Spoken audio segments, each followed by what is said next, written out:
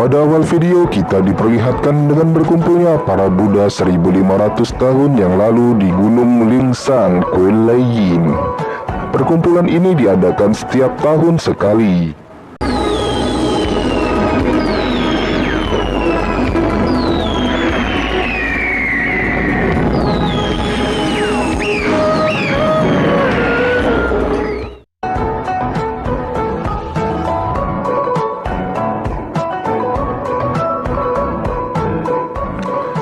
Tak disangka pada hari itu Cincance, murid tertua Buddha Julai, malah tertidur sehingga membuat sang Buddha murka dan mengatakan bahwa Cincance akan dihukum. Ia akan bereinkarnasi sebagai Tong San Chong dan mengalami berbagai ujian untuk akhirnya kembali di kedudukannya semula, yaitu di sisi sang Buddha. Di lain waktu, terlihat siluman kera yang sedang didatangi oleh pasukan langit yang dipimpin oleh Dewa Erlang karena telah mengacaukan kayangan.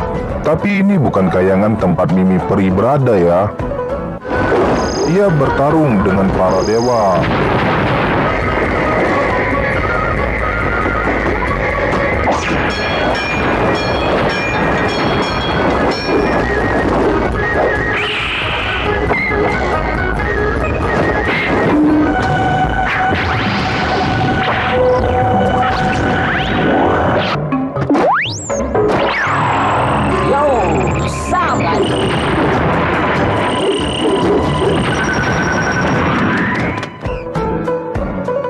Tetapi seorang dewa menangkap rakyatnya dan siluman kera bernama Sun Gokong itu pun luluh dan menyerahkan diri. Ia dimasukkan ke dalam wadah api tempat dewa memasak pil emas selama 300 tahun. Setelah 7 hari bukannya hancur lebur, Gokong malah memakan pil emas tersebut sehingga matanya bisa tembus pandang.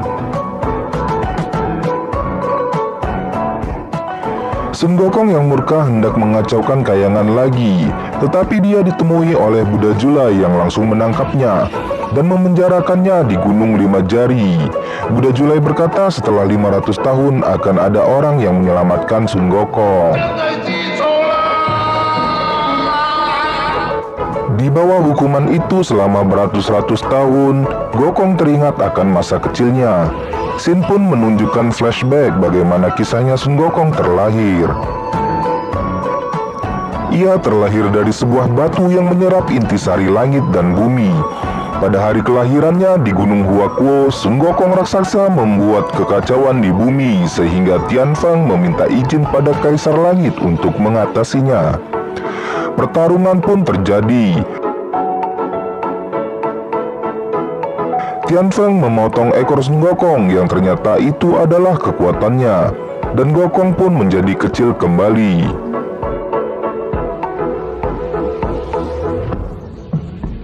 Tianfeng hendak membunuhnya, tetapi Dewi Kuan Im datang dan melarangnya untuk membunuh Sun Gokong. Dewi Kuan Im mengatakan bahwa kekuatannya ada pada ekornya. Karena ekornya telah kau potong, maka dia tidak akan bisa lagi membuat kekacauan di muka bumi. Dewi Kuan Im juga mengatakan bahwa kelak Tianfeng akan berjodoh dengan Sun Gokong. Dewi Kuan Im pun memerintahkan Tianfeng untuk kembali ke Kaisar Langit dan memberitahukan apa adanya. Tianfeng pun kembali menghadap Kaisar Langit dan Kaisar Langit mengangkat Tianfeng sebagai panglima perang yang membawahi 100.000 prajurit langit. Sin beralih pada Gokong yang senang karena di bumi banyak buah-buahan yang bisa ia makan. Seperti kera pada umumnya, saat pertama kali ia melihat bayangannya sendiri di air, ia pun merasa ketakutan. Kemudian Gokong bertemu dengan kera sejenisnya. Mereka mencari tempat tinggal dan melihat sebuah goa yang indah di balik air terjun. Mereka pun mengatakan siapa yang berhasil memasuki goa tersebut, maka akan diangkat sebagai raja. Tentu saja Gokong bisa terbang dan memasukinya. Ia melemparkan tali agar kera yang lain juga masuk ke dalam goa. Gokong pun diangkat sebagai raja. Saat asik bermain, terlihat seekor kera tua yang mati. Kera lain mengatakan pada Gokong bahwa itu pasti terjadi ketika mereka sudah tua. Lalu Gokong pun mendengar cerita di seberang lautan ada tempat tinggal para dewa dan mempunyai pil awet muda. Gokong mencoba ke sana, namun ternyata Gokong tidak bisa berenang. Ia diselamatkan teman kera yang lain. Sejak itu ia sering melamun memikirkan cara untuk sampai di tempat para dewa. Xin beralih lagi ke Panglima Tianfeng. Ia berterima kasih pada Wukang karena sudah membangun istananya dengan sangat cepat. Dia sedang berseri-seri karena baru saja diangkat sebagai panglima. Dewa Bulan dan Dewa Bintang pun mendatanginya untuk memberikan kado. Tak lama kemudian terlihat seorang wanita menjerit minta tolong. Wukang langsung menolong wanita tersebut. Tianfeng nampaknya menyukai wanita itu. Mahadewi pun datang dan mendengarkan cerita wanita tersebut yang ternyata bernama Chang'er. Wanita itu menceritakan bahwa dulu di bumi ada 10 matahari.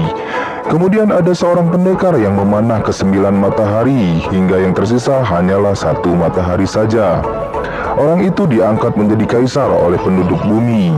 Ketika ia sudah menjadi kaisar, pendekar itu pun lupa diri dan menjadi jahat. Chang'er pun hendak dijadikan selir kaisar tersebut. Hingga pada satu kesempatan, Chang'er pun mencuri pil dewa dari kaisar tersebut untuk naik ke kayangan, dan akhirnya sampailah ia di kayangan. Tianfeng dan dewa lainnya mengatakan pada Dewi bahwa ini adalah takdir Chang'er untuk menjadi seorang dewi kayangan. Mahadewi pun mengangkat Chang'er sebagai dewi dan meminta Wukang membangunkan tempat tinggal untuknya.